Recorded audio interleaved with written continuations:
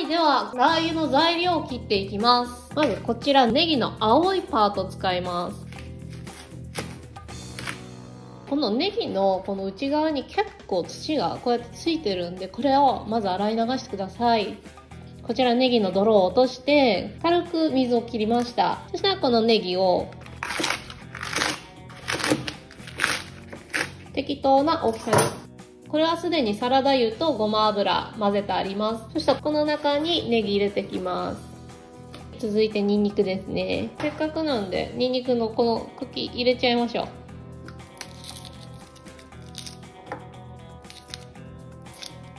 ニンニク配合では4片って書きましたけど、ニンニクすごい好きだったらもっとたくさん入れても大丈夫です。そしたらですね、このニンニク、包丁の腹で潰して入れます。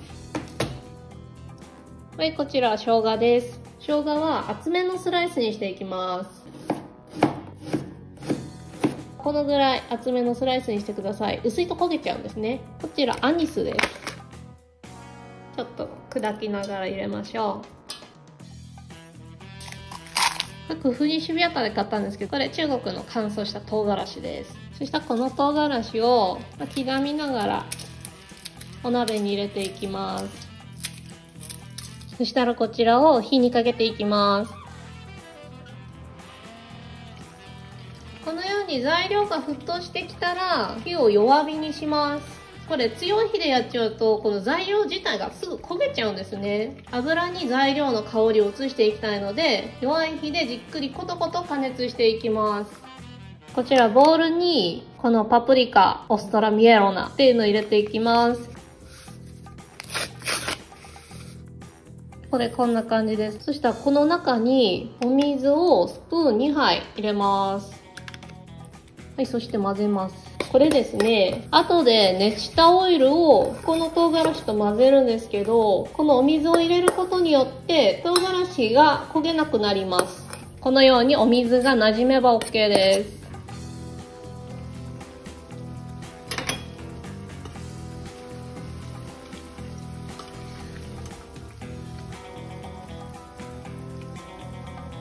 こちら加熱してだいたい50分ぐらい経ちました。だいぶネギとかクタクタになってきて、唐辛子とかもちょっと焦げる手前ぐらいまで来てますね。そしたらもう火を止めていいです。このオイルを一度こします。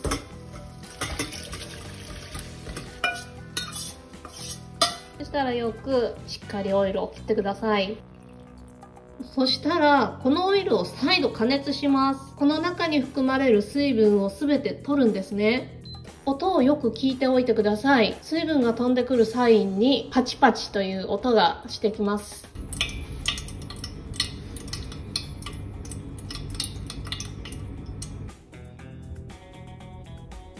こちらお鍋からパチパチという音がもうしなくなりました。そしたらもうこれで火を止めて大丈夫です。そして先ほど用意したこのチリの中につくねしたオイルを注いでいきます。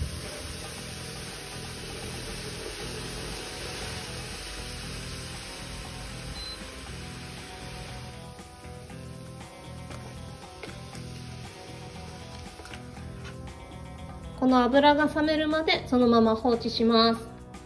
こちらのチリオイルがしっかり冷めました。この中のチリパウダー取らなくてもそのまま使えますけど、私はこのチリパウダーの粉っぽさが少し気になるので、これを裏ごしていきます。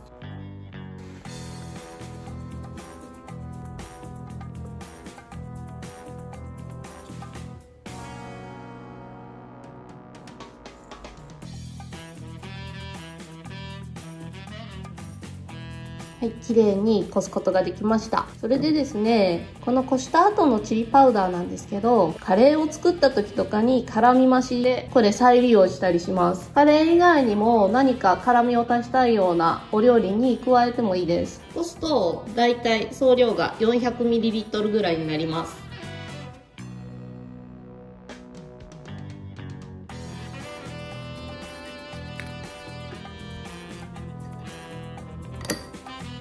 これ中華風のチリオイルなんですけど、餃子のタレにはこれが欠かせませんね。いろんな料理とよく合う優れものです。辛いものが好きな人はこのラー油ぜひ作ってみてください。ちなみに日本の餃子の作り方のレシピの動画もありますので、よかったらそれも見てください。この動画が良かったらいいねとチャンネル登録もお願いします。